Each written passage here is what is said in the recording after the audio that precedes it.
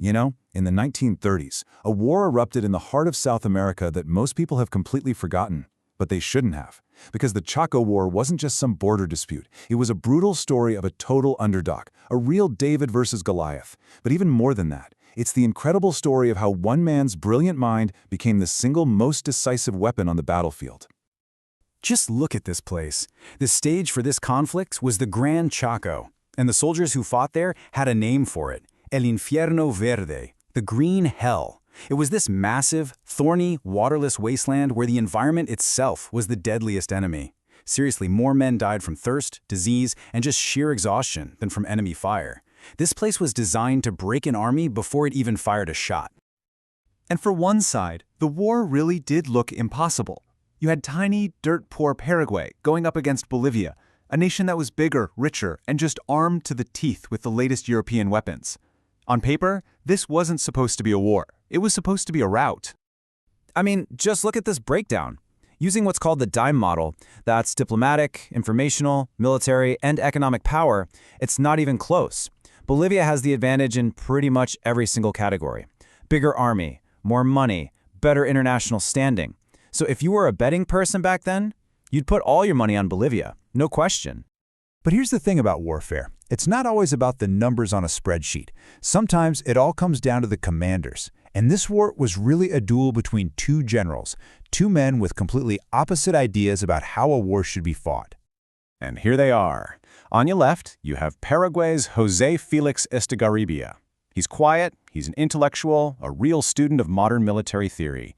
And on the right, that's Bolivia's guy, Hans Kunt. He's a German veteran of World War I, basically a legend of old-school warfare brought out of retirement to clinch an easy victory. In this slide, right here, this is the whole story in a nutshell. Kunt's playbook was pure World War I. We're talking massive frontal assaults, huge artillery barrages. He saw the battlefield as a meat grinder. But Estigarribia, totally different. He was trained in France at the École Supérieure de Guerre. He'd studied Napoleon, and he was all about these new ideas of maneuver and deception. He didn't see a meat grinder, he saw a chessboard. Which brings us to what we're calling the map metaphor. See, for Estigarribia, the war wasn't just about pushing pieces around. It was about seeing the entire system of war.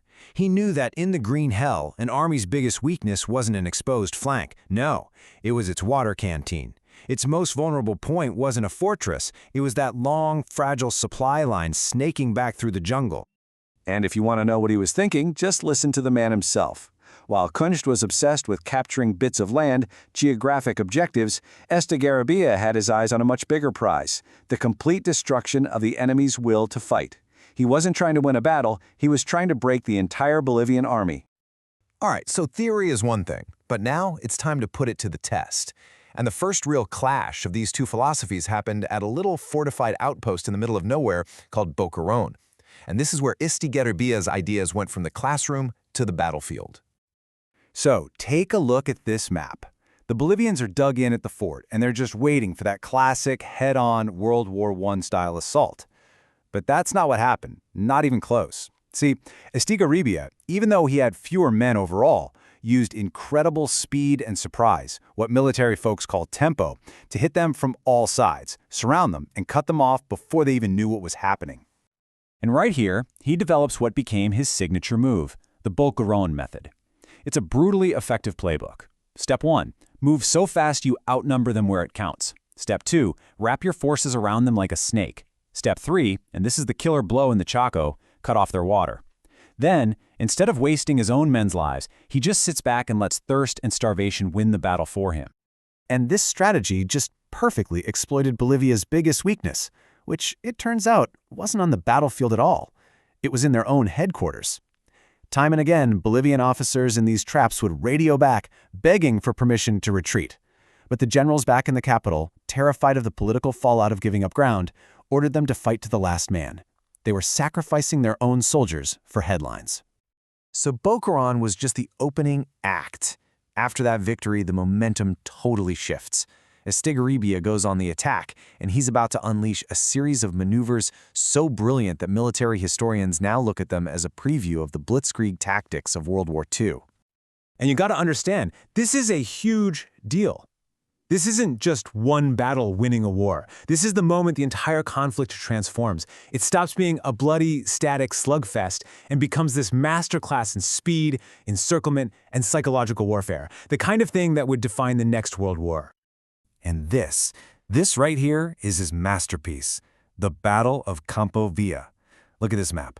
While the Bolivians are bracing for another attack from the front, Estigarribia sends these two huge columns on a wide, sweeping march through jungle that was supposed to be impassable. They link up behind the Bolivian army, and snap, the trap closes. It's a perfect double envelopment. And what was the result? Well, let's just look at the numbers. First, 10,000 Bolivian soldiers. Captured, just like that. They also seized 25,000 rifles. Think about that. Paraguay was so poor, it was literally rearming its army with the enemy's guns. And maybe the most staggering number of all? 2. 2 entire Bolivian divisions, effectively erased from existence in a single operation. He had done exactly what he said he would do. He made the desert his ally. He weaponized the green hell. He turned thirst, confusion, and the sheer vastness of the landscape into weapons just as deadly as any cannon.